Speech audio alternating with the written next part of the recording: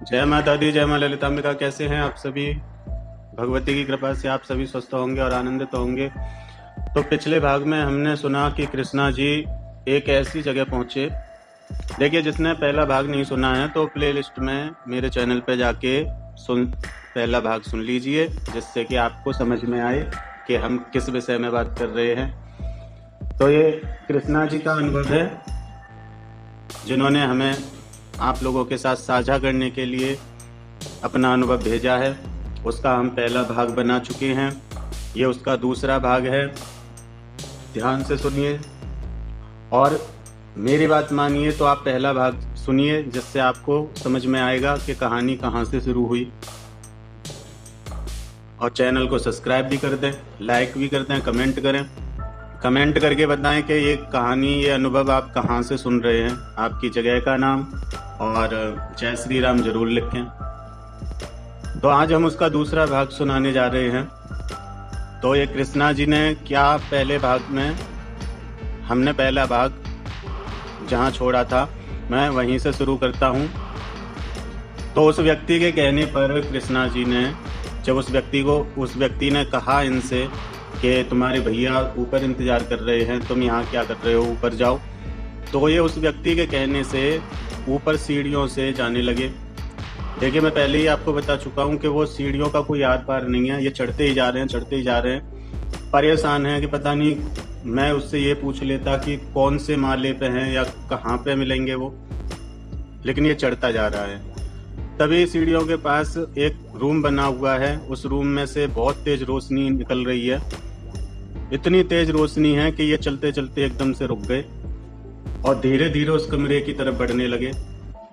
जब उस कमरे की तरफ बढ़े तो उस कमरे को जैसे ही खोला तो इन्होंने क्या देखा कि वहां एक व्यक्ति खड़ा है, जिसने ऑरेंज कलर की टी शर्ट पहन रखी है और इनकी तरफ पीठ करके खड़ा है। मतलब दरवाजे की तरफ उस व्यक्ति की पीठ है और दरवाजे के सामने वाली जो दीवार है, जिधर इस व्यक्ति का मुख है, उधर एक बहुत बड़ी विंडो है। मतलब बहुत बड़ी खिड़की है। खिड़की की तरफ उस व्यक्ति का मुंह है और दरवाजे की तरफ उसकी पीठ है। इस तरीके से खड़ा है। तो इसने जैसे ही उस व्यक्ति को खड़ा देखा तो इसने एकदम से कहा कि कौन हो तुम? तो वो व्यक्ति पीछे मुड़ा और जैसे ही वो पीछे मुड़ा तो ये कृष्णा जी कहते हैं कि भैया, मुझे समझ नहीं आया कि मैंने कभी उस व्यक्ति को देखा नहीं था, कुछ नहीं। मैं एकदम से दरवाजे के पास से दौड़ा और मैं उसके गले से लग के रोने लग गया। पता नहीं मेरे साथ क्या हो रहा था, क्या नहीं हो रहा था। मैंने एक बार भी नहीं सोचा कि मैं जिस व्यक्ति को जानता नहीं, कभी देखा नहीं, मैं उससे गले मिलके क्यों रो रहा हूँ। ये गले मिलके उससे रोते जा रहे हैं। फिर ये लिखते हैं कि भैया, कुछ टाइम तक मैं ऐसे ही रोता रहा तो वो मेरे सिर पे हाथ फेर के मुझे शांत करने की कोशिश कर रहे थे। तब उन्होंने कहा कि ऐसा है, शांत हो जाओ, तुम जिससे मिलने आए थे वो मैं ही हूँ। इन्होंने कहा कि मैं तो किसी से मिलने नहीं आया, मुझे तो नीचे एक व्यक्ति मिले, उन्होंने कहा कि तुम्हारे भैया तुम्हारा इंतजार कर रहे हैं। मैं अपने भाई से मिलने जा रहा था, रास्ते में तुम्हारे रूम से एक रोशनी निकल रही थी तो मैं देखने चला आया। तो उस व्यक्ति ने कहा कि जिसको ढूंढ रहे थे तुम, मैं ही वो व्यक्ति हूँ। एक बात बताओ, अगर मैं तुम्हारा भाई नहीं होता तो क्या तुम मुझसे गले मिलते? कृष्णा जी ने सोचा कि ये भी सही बात है, लेकिन इनका जो माइंड था वो काम नहीं कर रहा था। ये जो भी वो व्यक्ति बोल रहा था उसकी हाँ में हाँ मिलाते जा रहे थे। ये बात ये बताते हैं कि भैया, उस टाइम तो मुझे सब कुछ ऐसा लग रहा था कि हकीकत है।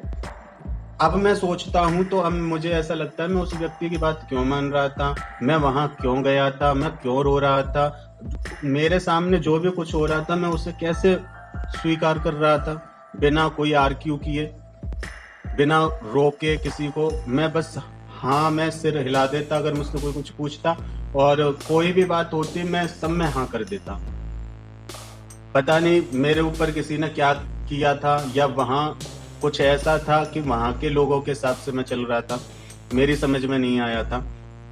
तो उस व्यक्ति ने कहा तुम शांत हो जाओ और बैठ जाओ। तो मैंने कहा नहीं, मुझे बैठना नहीं है, मुझे आपसे ढेर सारी बात करनी है। तो उस व्यक्ति ने कहा कि अभी तो तुम कह रहे थे कि मैं तो अपने भाई से मिलने जा रहा था, अगर मैं तुम्हारा भाई नहीं हूं तो तुम्हें मुझसे बात क्या करनी है।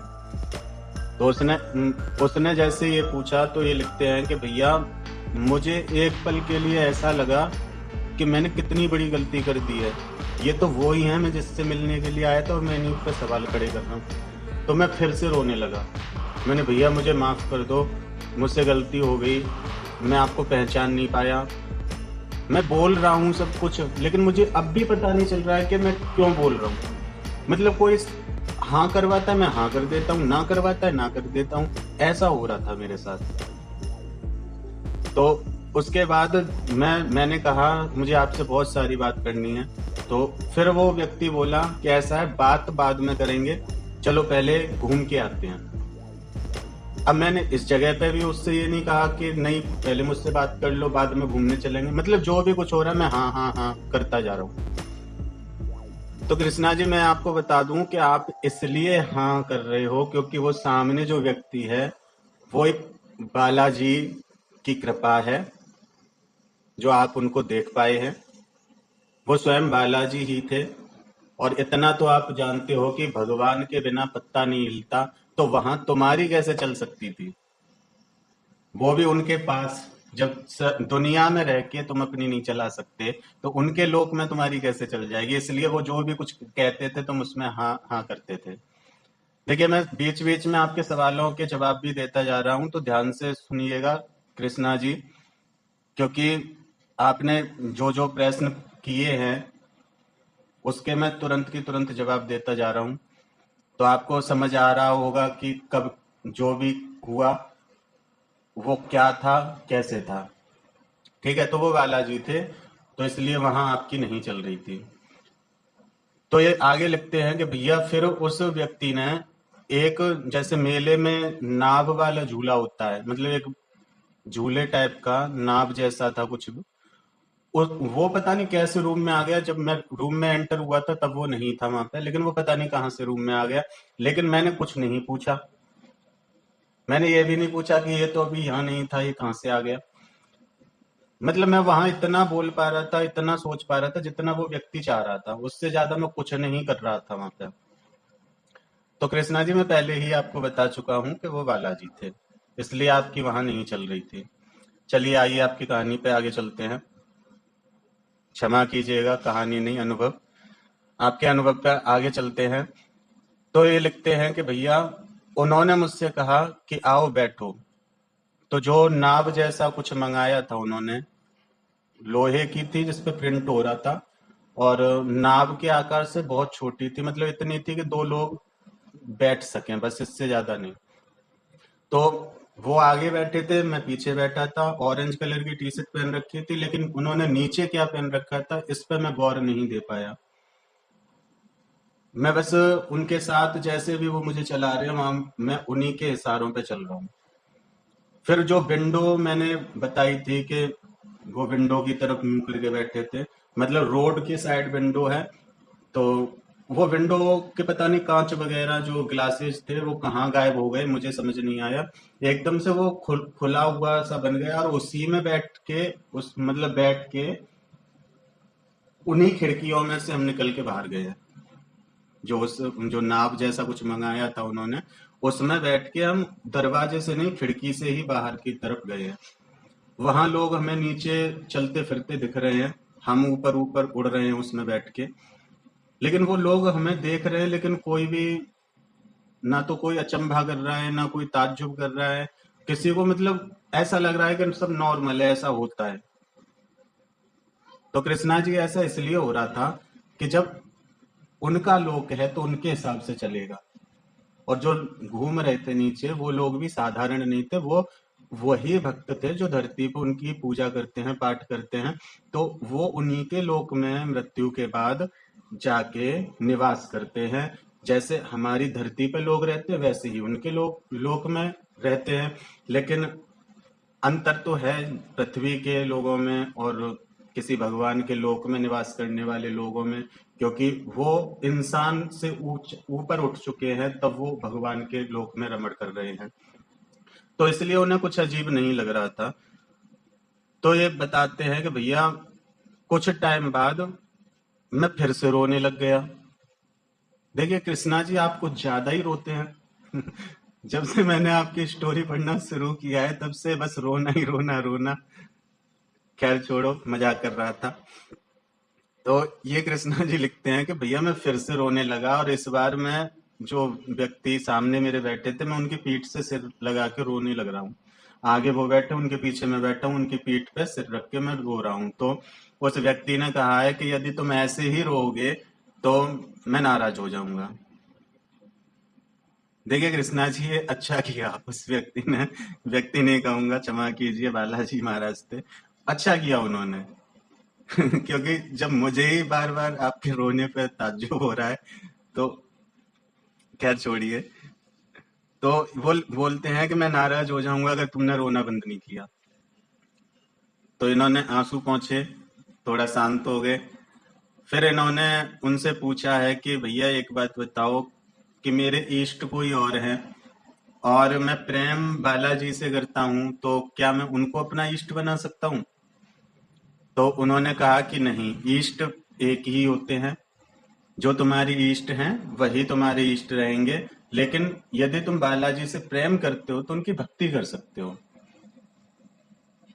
तो ये कृष्णा जी बताते हैं कि भैया इतना मुझे याद है, बातें तो बहुत सारी हुई हैं लेकिन वो चीजें मुझे याद नहीं रही। पता नहीं उसमें मेरी ही गलती है या बालाजी की कोई इच्छा है, पर ये बात मुझे याद है। शायद ये बात इसलिए याद रही हो कि लोगों तक ये मैसेज जा सके कि ईस्ट एक ही होने चाहिए। तो इसलिए बस यही बात याद है, और मुझे हम दोनों के बीच में क्या बात हुई है ये मुझे याद नहीं है। खैर छोड़िए कृष्णा जी, कोई बात नहीं, जितना बाबा की इच्छा होती है उतना ही याद रहता है। इसमें कोई ऐसी घबराने वाली बात नहीं है।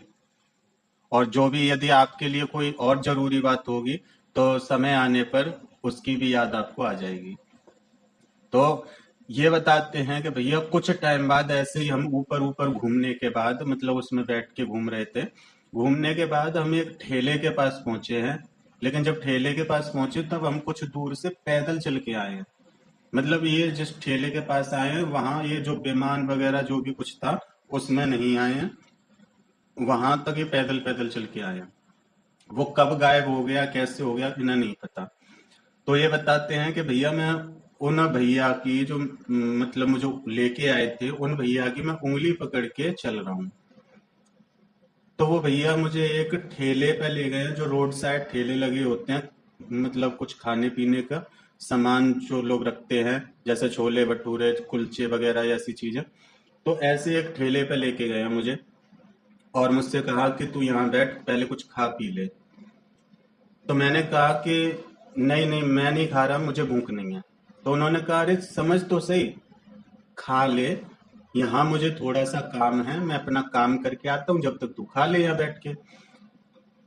तो भैया मैंने बहुत जिद की कि नहीं, मुझे आपके ही साथ रहना है, मुझे आपके ही साथ चलना है, मुझे नहीं खाना यहाँ पे। तो उन्होंने कहा कि नहीं बेटा, जहां मैं जा रहा हूँ वहां तुम नहीं जा सकते, तो इसलिए जब तक मैं वापस लौटूं तुम यहाँ बैठ के कुछ खा लो। तो जबरदस्ती उन्होंने उस ठेले वाले को बोला कि भाई इसके लिए खाना लगा दो। और उसके मतलब जैसे ठेले वालों के पास सब कुछ रखा होता है, तो ऐसे प्याज भी कटी हुई उसके पास रखी थी। ये बताते हैं कि वो प्याज कटी हुई रखी थी, तो उस तरफ इशारा करके उन्होंने कहा कि इसके खाने में ये मत डालना। तो देखिए ये भी कृष्णा जी बहुत बड़ा मैसेज है सभी लोगों के लिए कि जो बालाजी की भक्ति करते हैं, पूजा करते हैं, उनको प्याज लहसुन नहीं खाना चाहिए। अब देखिए ये बात मैं अपने मन से तो नहीं कह रहा, ये तो आपका अनुभव है, आपने देखा है। अब सोचिए वो स्वयं कह रहे हैं कि इसके खाने में ये चीज मत डालना, तो इसका मतलब उनकी पूजा में ये चीजें नहीं चलती हैं। तो यहाँ से एक बात मैं सभी के लिए बोलना चाहूंगा कि जो भी बालाजी की भक्ति करते हैं, प्याज लहसुन और जो भी अंडा मीट मच्छी जो भी कुछ होते हैं, दारू बियर कुछ भी, वो ना खाया पिया करें। इससे बालाजी रुष्ट होते हैं, बालाजी आपका साथ छोड़ देते हैं, क्योंकि वो सात्विक है। खैर छोड़िए, कहानी पर वापस आते हैं। तो ये बताते हैं कि भैया मुझे इतना पता है कि उसने एक दोने में छोले की सब्जी दी थी या मटर की सब्जी दी थी, कुछ ऐसा ही दिया था। जैसे कुलचे के साथ जो सब्जी होती है, जिसको जो मतलब एकदम से मिक्स सब्जी होती है, जिसका पता नहीं चलता कि ये छोला है या मटर है या क्या है, बस गाढ़ी सी एक सब्जी होती है। तो उसी तरह की उसने मुझे एक सब्जी दी दोने में, लेकिन उसने उसके साथ कुछ ब्रेड जैसा मुझे दिया था खाने के लिए। अब यहाँ से भैया उसके देने से लेके और जब मतलब खाना पीना खा के हाथ वगैरह धोते हैं, पानी पीते हैं, उस तक के बीच का मुझे कुछ याद नहीं है कि मैंने खुद खाया है उसको या नहीं खाया, मुझे ये नहीं पता। केवल उसने मुझे दिया है। उसके बाद जब मुझे मतलब याद है वो ये है कि मैं हाथ धो रहा हूँ और पानी पी रहा हूँ। देखिए, जब इनको तब तक का याद है जब इनको वो खाना ठेले वाले ने, उसने स्टॉल वाले ने इनको खाना दिया है, इनको वो याद है। लेकिन इन्होंने जो खाना खाने के बीच का जो गैप है वो इनको याद नहीं रहने दिया, जिससे ये बता ना दें किसी को कि मैं क्या खा के आया। तो ये भी एक बालाजी की लीला थी। तो ये बताते हैं कि भैया मैं पानी पी रहा हूँ, पानी पीने के बाद फिर मैंने चारों तरफ देखा है, वो भैया मुझे दूर दूर तक दिखाई नहीं दे रहे हैं। मैंने ठेले वाले को पूछा, मैंने कि भैया एक बात बताओ, मेरे साथ जो भैया आए थे वो कहाँ हैं? तो उस ठेले वाले ने कहा, कौन भैया, तुम अकेले आए थे यहाँ पे? तो कृष्णा जी बताते हैं, भैया ये बात सुन के मैं शॉक्ड हो गया। मैंने कहा कि नहीं भैया, मेरे साथ आए थे और उन्होंने तुमसे मेरे लिए खाना लगाने के लिए बोला था, और उन्होंने तुमसे ये भी कहा था कि इसके खाने में प्याज मत डालना। वो व्यक्ति कहने लगा, नहीं मेरे पास तो केवल तुम आए हो। कि अच्छा एक बात बताओ, चलो ठीक है, किसी ने तुमसे नहीं कहा तो फिर तुमने मेरे लिए प्लेट क्यों लगाई? तो ठेले वाला कहने लगा कि भाई प्लेट तो मैंने इसलिए लगाई कि मेरे तो दुकान पे जो भी कस्टमर आएगा मैं तो उसको खिलाऊंगा, और तुम आके यहाँ बैठे थे तो मैंने प्लेट लगा दी। अब यहाँ कोई वैसे ही तो आगे बैठेगा नहीं। तो ये कृष्णा जी लिखते हैं कि भैया इस बात को सुन के मैं इतना रोया हूँ, वहां इतना रोया हूँ कि वो ठेले वाला मुझसे कहने लगा कि अगर पैसे नहीं है तो कोई बात नहीं, पर रोना बंद करो। कोई देखेगा तो ये समझेगा कि मैंने तुम्हें कुछ बोल दिया है या मैंने तुझे मारा या पीटा है, तो मेरी यहाँ दुकान बंद कराने पे क्यों तो लाए। तो ये कह रहे हैं कि भैया मैं बहुत रोया हूँ, बहुत ज्यादा, लेकिन वो मुझे वापस से नहीं दिखे। और ऐसे ही रोते रोते मैं जाग गया, मेरी आंखें खुल गई। जिस टाइम मेरी आंखें खुली उस समय मेरी आंखें भीगी हुई थी पूरी। देखिए कृष्णा जी, जो भी हुआ पूरा अनुभव आपका बहुत अच्छा था।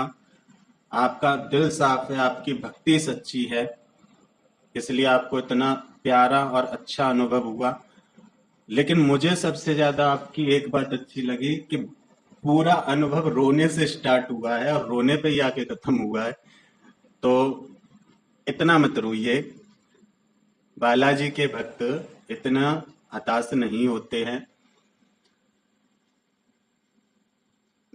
चलो ये आपका और बालाजी का मैटर है, इसमें हम कुछ नहीं कर सकते। लेकिन जो भी है, अनुभव आपका बहुत अच्छा था, बहुत प्यारा अनुभव था। जो लोगों जिन जिन लोगों ने ये अनुभव सुना होगा, मैं उम्मीद करता हूँ उनको बहुत पसंद आया होगा। और रही बात इसकी कि आपने अंत में ये लिखा कि भैया कोई इसको सच माने या ना माने, लेकिन मैं बहुत खुश हूं कि मुझे बालाजी ने दर्शन दिए। हाँ, वो एक अलग बात है कि अपने स्वरूप में नहीं दिए, लेकिन थे वो बालाजी ही, क्योंकि उड़ने की शक्ति तो उन्हीं के पास है और वो मुझे उड़ा के लेके गए थे। तो देखिए कृष्णा जी, ये तो मैं आपको पहले ही बता चुका हूँ कि वो बालाजी ही थे। और आप ऐसा करिए, अभी केवल आप उन्हें भाई मानते हो, उनकी भक्ति भी शुरू कीजिए, जैसे भी आप कर सको थोड़ी बहुत उनकी भक्ति शुरू कीजिए। उनकी फिर से कृपा हुई तो हो सकता है इस बार अपने स्वरूप में दर्शन दे दें।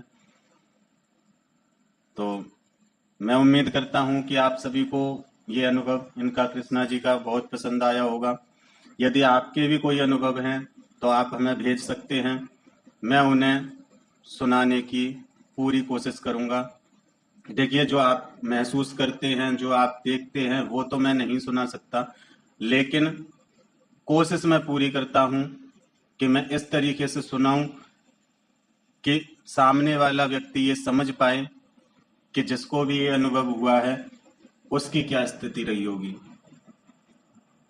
और देखिए, चैनल को सब्सक्राइब कर दिया करें, लाइक कर दिया करें, कमेंट कर दिया करें, शेयर कर दिया करें। जब आप ये नहीं करते तो हमें लगता है कि हमसे कहीं ना कहीं कोई कमी रह रही है, हमसे कोई कमी रह चुकी है, या हमसे कोई गलती हो रही है। तो लाइक सब्सक्राइब कर दिया करें, थोड़ा सा टाइम लगता है, ज़्यादा नहीं। बेल आइकन दबा दीजिए जिससे कि मैं अपनी वीडियो अपलोड करूं, आप जैसे भाइयों के अनुभव शेयर करूं, आप लोगों को अच्छी अच्छी जानकारी और